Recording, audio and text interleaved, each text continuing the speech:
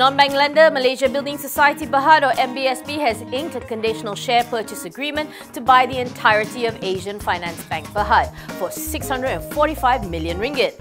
Of that, 396.9 million will be paid in cash, while the rest will be settled through the issuance of 225.5 million new MBSB shares at an issue price of 1 ringgit 10. MBSB is buying AFB from its major shareholders Qatar Islamic Bank, Financial Assets Bahrain WLL, RUSD Investment Bank Inc. and Tadammun International Islamic Bank.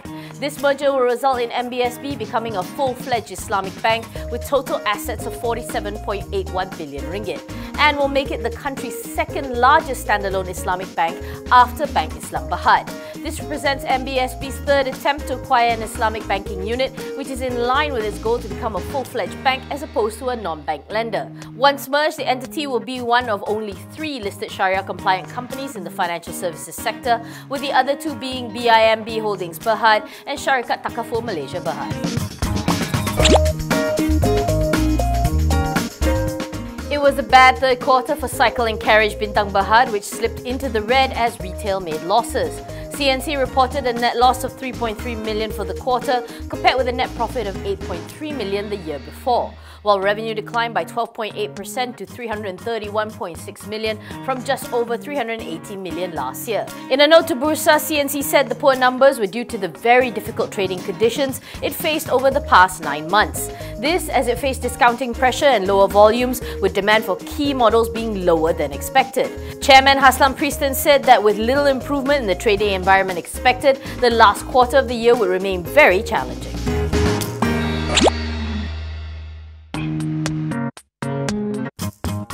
AirAsia ex Berhad says its fourth quarter load factor is much better than last year's. CEO Benyamin Ismail said that the 4Q load factor compares with the 79% seen in the third quarter. He was speaking to reporters following the launch of its direct flight from KL to Jaipur, India, 4 times weekly starting February 5th next year, saying that AAX is expected to carry between 132,000 and 143,000 passengers between February and December next year for this route. While AAX Group CEO Datuk Kamarudin Maranon said that it's the first LCC to offer connectivity between Jaipur and the regional destinations, adding that it would continue to expand its services to key Indian cities, including the 2nd and 3rd tier cities, especially those that lack good connectivity.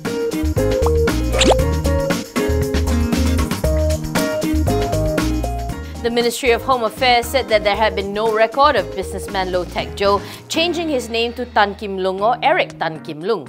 In a written reply to Tumpat lawmaker Datuk Kamarudin Jaafar, Moha added that Jolo is a Malaysian citizen thus far. Earlier this year, Singaporean prosecutors had revealed that Low was orchestrating transactions at 4 accounts at Falcon Private Bank, despite the beneficiary being one Eric Tan Kim Lung. Moha also replied to PJ Utara MP Tony Pua's question over the progress of the investigation towards former 1MDB head Datuk Sharul Helmi, saying that the Royal Malaysian Police was currently awaiting instructions from the AG's chambers on how to proceed, and that the PDRM has executed investigations instructed by the AG's chambers and referred back these investigation papers to the AG's chambers.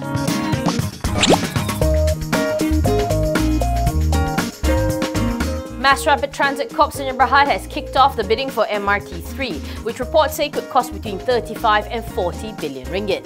According to the notice of tender, MRT Corp said that the successful applicant would be responsible for the engineering, procurement, construction, testing and commissioning of the 40-kilometre line, and that the works would permit the railway to operate at a max operating speed of 100 clicks per hour and a level 4 signalling system for driverless urban metro system.